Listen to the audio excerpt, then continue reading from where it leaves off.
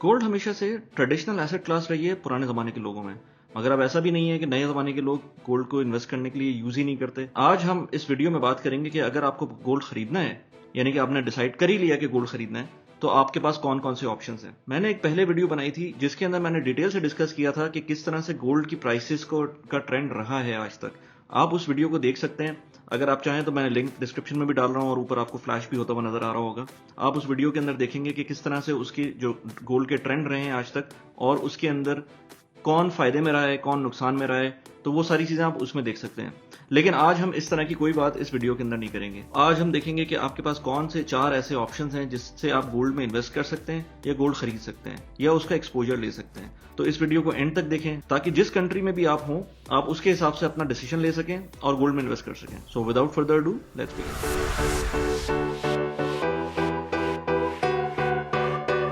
मेरा नाम मोहम्मद अली खान है। पर्सनल फाइनेंस और प्रोडक्टिविटी के ऊपर मैं रेगुलर वीडियोस अपलोड करता हूं। अगर आपका इन दोनों टॉपिक्स में इंटरेस्ट है तो आप बिल्कुल सही जगह पर हैं। आप सिर्फ इस चैनल को सब्सक्राइब कर दें और बेल की नोटिफिकेशन के बटन को भी टैप कर दें। उससे आपको आने वाली जितनी भी वीडियोस हैं वो नोटिफिकेशन में ही मिल जाएंगी।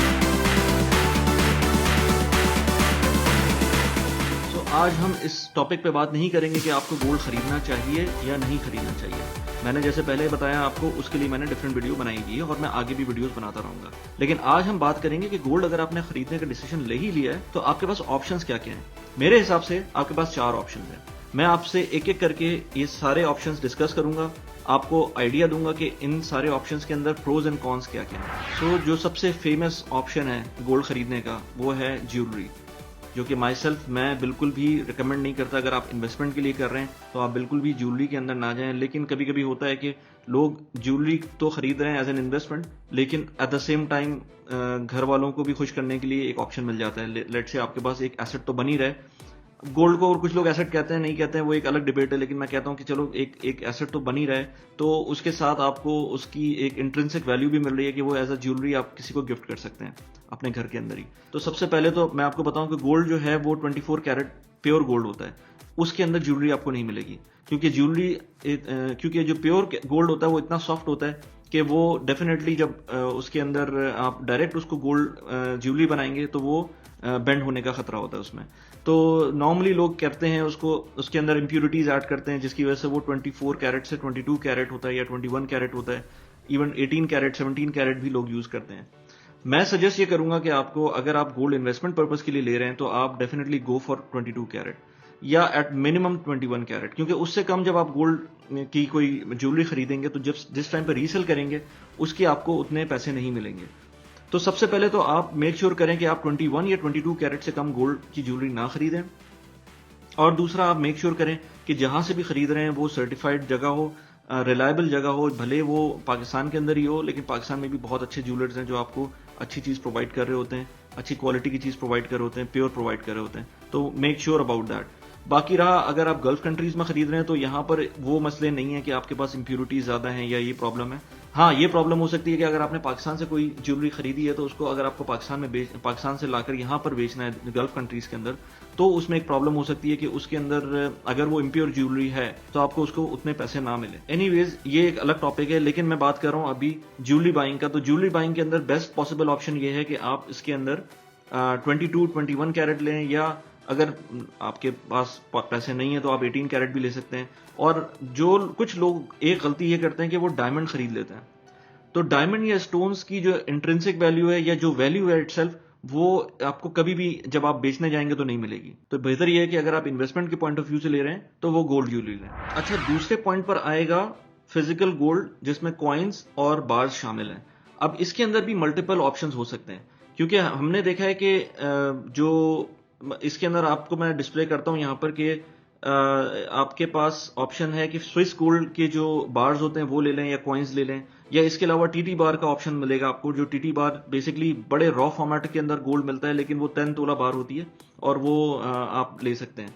अब इसमें डिफरेंस ये है कि जो सर्टिफाइड गोल्ड होता है, जो स्विस गोल्ड होता है या जो पैकेज्ड गोल्ड होता है या सर्टिफिकेट के साथ आता है, उसकी अपने जो यू कैन से ओन होता है या उसका अपना जो प्रीमियम होता है वो एक्स्ट्रा होता है। लेट से कि अगर आप 10 तोला की कोई बार ले रहे हैं या लेट से 1 तोला की कोई का कॉइन ले रहे हैं, जो भी कॉइन ले रहे हैं आप, उसके अंदर आपको उसके एक्स्ट्रा पैसे पे करने पड़ेंगे, क्योंकि वो एक पैकेजिंग में आएगा, वो सर्टिफिकेट के साथ आएगा, होगा वो 24 कैरेट, लेकिन जब आप खरीदेंगे तो उसके अंदर आपको एक्स्ट्रा पैसे देने पड़ेंगे, उसका प्रीमियम देना पड़ेगा।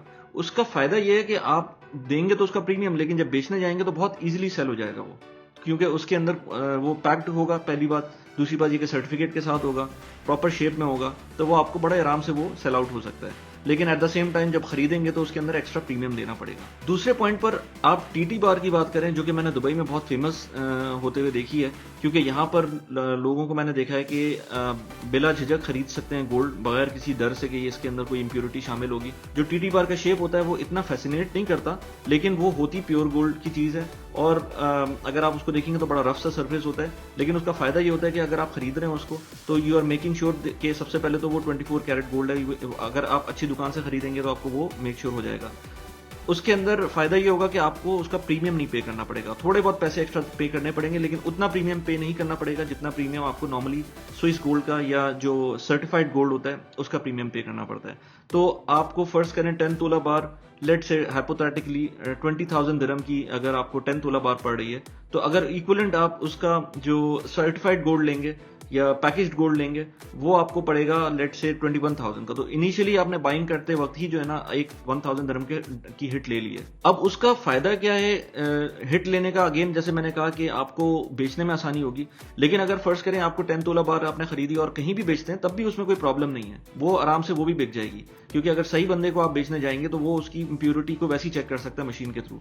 इनके पास आई डोंट नो क्या कहते हैं, मेटल डिटेक्टर्स होते हैं जिसके थ्रू वो इंप्योरिटी और प्योरिटी ऑफ द गोल्ड वो चेक कर सकते हैं। तो मैं ये सजेस्ट करूंगा कि जो अगर आप दुबई में हैं, आप गल्फ कंट्रीज के अंदर हैं, या इवन पाकिस्तान के अंदर अगर रिलायबल ज्वेलर से आप ले रहे हैं तो आप 10 तोला बाहर ही खरीदें। उससे आपको जब बेचने जाएंगे तो उसको जो नुकसान आपको खरीदने के अंदर प्रीमियम में पड़ रहा होगा वो कम से कम होगा। तो इन्वेस्टमेंट पॉइंट ऑफ व्यू से इट इज द बेस्ट। अच्छा, इसके बाद जो तीसरा ऑप्शन है आपके पास गोल्ड खरीदने का, वो गोल्ड बैक्ड फंड्स हैं या उसके एक्सचेंज ट्रेडेड फंड्स हैं, यानी कि ईटीएफ्स हैं। ये आपको दुबई में भी मिल जाएंगे, ये आपको पाकिस्तान में भी मिल जाएंगे बहुत आराम से, और आई वुड सजेस्ट कि आप इसमें इन्वेस्ट करें, क्योंकि अगर आप फिजिकल गोल्ड नहीं ले सकते तो these are the best things you can invest in, कि आप कम पैसों से भी आप एंट्री कर सकते हैं। मैंने इस पे एक वीडियो भी बनाई थी बाय द वे, ये रेंटल जो रिटर्न्स आ रहे होते हैं लोगों के पास, उसमें कहाँ कहाँ इन्वेस्ट कर सकते हैं। तो उसमें एक पार्ट में मैंने ये भी कहा था कि आप गोल्ड में इन्वेस्ट करें, और वो कैसे इन्वेस्ट करें, वो इन ईटीएफ्स के थ्रू इन्वेस्ट करें। आप उस वीडियो को तो देख सकते हैं, लेकिन मैं आपको इसमें जरा डिटेल में बताता हूँ कि ईटीएफ्स में कैसे इन्वेस्ट कर सकते हैं और उसके अंदर फायदा क्या होता है। अब फर्स्ट करें आपके पास इतने पैसे नहीं है कि आप गोल्ड ले सकें, सॉलिड गोल्ड ले सकें या ज्वेलरी ले सकें, या आपके पास अगर पैसे हैं भी तो आप लेना नहीं चाह रहे सिक्योरिटी रीजंस की वजह से, या और कोई भी XYZ रीजन की वजह से। अगर आप फिजिकल गोल्ड नहीं लेना चाह रहे, आपके पास दूसरा ऑप्शन ये है। एक ऑप्शन मैं चौथा ऑप्शन डिस्कस करूंगा बाद में, लेकिन ये तीसरा ऑप्शन जो आपके पास है वो ETF लेने का है। ये बेसिकली गोल्ड इक्विवेलेंट बेंचमार्क्स होते हैं, यानी कि आप अब मैं एग्जांपल अगर आपको दूं इसी चीज की, अगर आप पाकिस्तान में एग्जांपल लें तो इसमें UBL का गोल्ड फंड है, इसी तरह मीजान बैंक का गोल्ड फंड है। Interestingly I was just researching on this, तो मुझे मीजान बैंक का जो गोल्ड फंड नजर आया, उसके जो मैंने ट्रेंड्स देखे, मैं आज आपको भी दिखाता हूँ उन ट्रेंड्स को। वो गोल्ड को एग्जैक्टली उसी तरह फॉलो कर रहे हैं, और मैं समझता हूँ कि मीजान का जो ये गोल्ड फंड है, जितना मैं समझ सका हूं अब तक, उस मेरे हिसाब से ये बेस्ट फंड है। अब मैं अगर आपको उसका जरा एक आइडिया दूं, तो आप पहले तो ये देखें कि गोल्ड का जो ट्रेंड है overall, let's talk about this trend from 2016। अगर 2016 से लेकर अब तक का ट्रेंड देखें तो आपको इस तरह का ट्रेंड नजर आएगा गोल्ड का। इसी चीज को अगर आप कन्वर्ट करें, मीजान का जो मैंने आपको बताया गोल्ड ETF है, उसको इनफैक्ट वो MGF कहलाता है, मीजान गोल्ड फंड। अब उसको देखें तो आप देखेंगे कि दोनों एग्जैक्टली एक दूसरे को फॉलो कर रहे हैं। जहां वो फॉलो नहीं कर रहे उसका एक रीजन है। आप ये देखें कि गोल्ड प्राइसेस 2019-20 के दरमियान कहीं ऊपर जाना शुरू हुई थी, लेकिन अगर आप मीजान के ETF को देखेंगे तो ये वैसे ही ऊपर जा रही थी, उससे पहले से ही ऊपर जाना शुरू हो गई थी। और उसका रीजन आप समझ सकते हैं, आप आइडिया लगाएं कि उसका रीजन क्या है। उसका रीजन ये है, हमारा जो पाकिस्तान का रुपी 2018 के बाद से जिस तरह से, इनफैक्ट 2017 के बाद से और 18 के स्टार्ट से जिस तरह से डिप्रिशिएट होना शुरू हुआ था, ये उसका इम्पैक्ट गोल्ड प्राइसेस पे भी आना शुरू हो गया था। तो क्योंकि गोल्ड प्राइसेस डॉलर में वे कर रहे हैं, अगर हम इस चार्ट को देखें तो gold prices basically dollar weight है। तो अगर आप डॉलर में देखें तो 2016 से लेकर 2019 लेट्स से 19 एंड और 19 के मिड तक ये प्राइसेस ऑलमोस्ट स्टैग्नेंट थी, कोई ज्यादा फर्क नहीं था, ऊपर नीचे थोड़ा बहुत हो रहा था।